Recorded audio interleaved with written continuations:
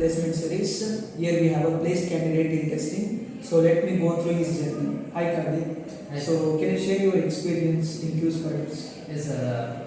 Like I was previously working in a BPO domain. After that, I decided to shift to IT domain. So I don't know where to start. So I got a reference from my friend who got placed through QSpiders. So I came here and consulted whether I should join as a developer or test engineer. First, they evaluated me, and then they said testing will be suitable for you as I was not having an app for development. So I started from Java, and then SQL, and then manual testing from Chandrasekhar sir, and Selenium from Chandan sir. Throughout my journey, it was a good experience and learning from QSpiders. They were so understanding and very thoughtful of whether the student has got the concept or not.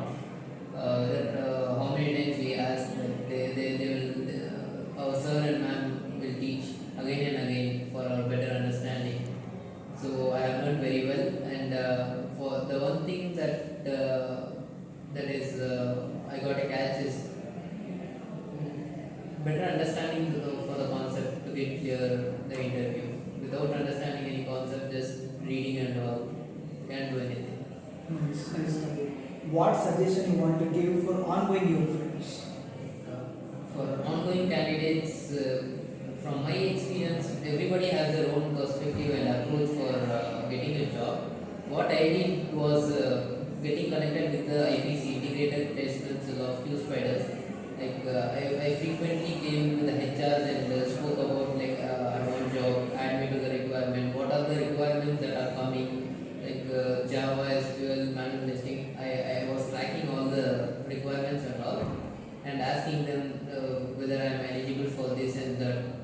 So through this, I was able to know that these requirements are coming.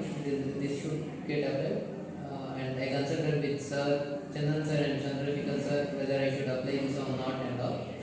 So this made me get into a